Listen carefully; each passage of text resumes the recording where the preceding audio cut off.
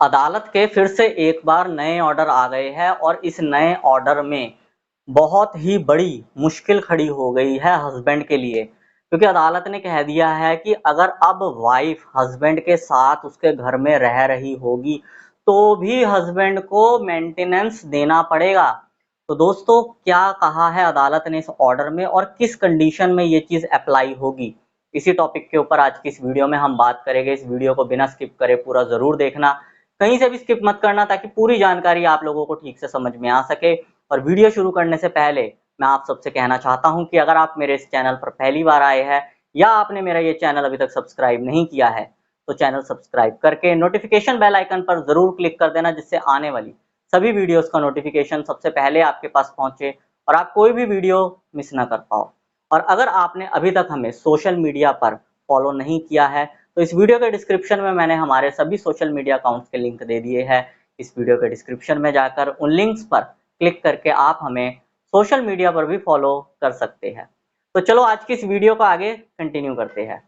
दोस्तों, ये चीज तो आप सभी को पता ही है कि जब वाइफ अपने हस्बैंड का घर छोड़ देती है या हस्बैंड अपनी वाइफ को घर से बाहर निकाल देता है तो अपना गुजारा करने के लिए वो गुजारे भत्ते का केस दर्ज करवाती है, यानी कि मेंटेनेंस का।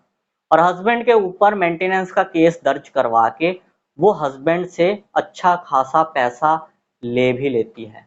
लेकिन अगर मैं बात करूं कि क्या वाइफ अगर हस्बैंड के साथ रह रही है तो भी वो क्या मेंटेनेंस का केस दर्ज करवा सकती है या नहीं। दोस्तों, एक लेटेस्ट ऑर्डर आया है और इस चीज में ये चीज बिल्कुल क्लियर कर दी है। सबसे पहले मैं आप लोगों को बताऊंगा कि इस केस में हुआ क्या था। हस्बैंड और वाइफ दोनों का डिस्प्यूट हो गया था। हस्बैंड वाइफ दोनों एक दूसरे से अलग अलग हो गए थे। अलग अलग होने के बाद जब कोर्ट में सुनवाई चल रही थी तो कोर्ट के समझाने के बाद वाइफ जो है हस्बैंड के साथ रहने के लिए तैयार हो गई। हस्बैंड भी अपनी वाइफ को अपने साथ रखने के लिए तैयार हो गया।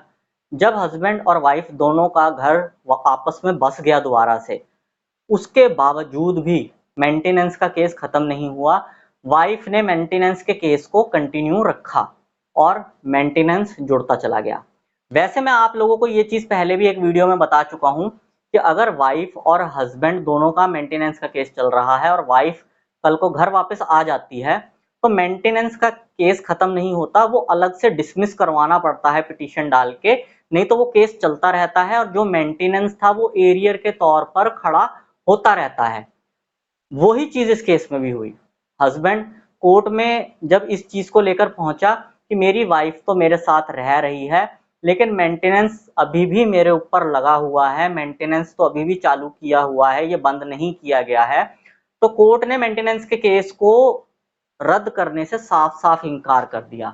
कोर्ट ने कहा कि नहीं, मेंटेनेंस का केस खत्म नहीं किया जा सकता, क्योंकि ये तो वाइफ का अधिकार है।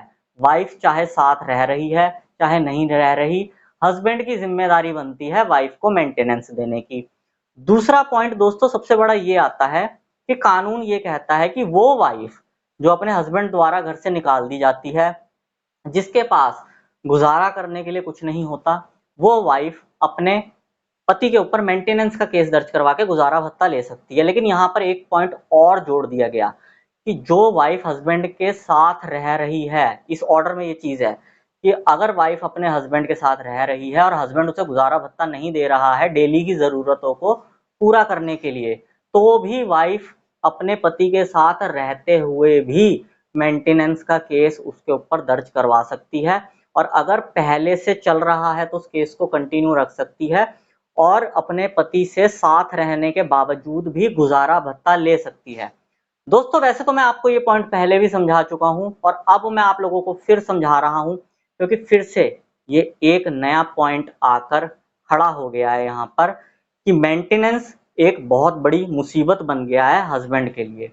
क्योंकि वाइफ अगर अलग रह रही है तो उसे मेंटेनेंस देना पड़ रहा है, ये पॉइंट की बात तो समझ में आती है। लेकिन वाइफ साथ रह रही है उसके बावजूद भी अपने हस्बैंड से मेंटेनेंस लेना, ये बहुत बड़ी प्रॉब्लम वाली बात हो जाती है, क्योंकि हस्बैंड ऑलरेडी अपनी सारी जिम्मेदारियां निभा रहा होता है।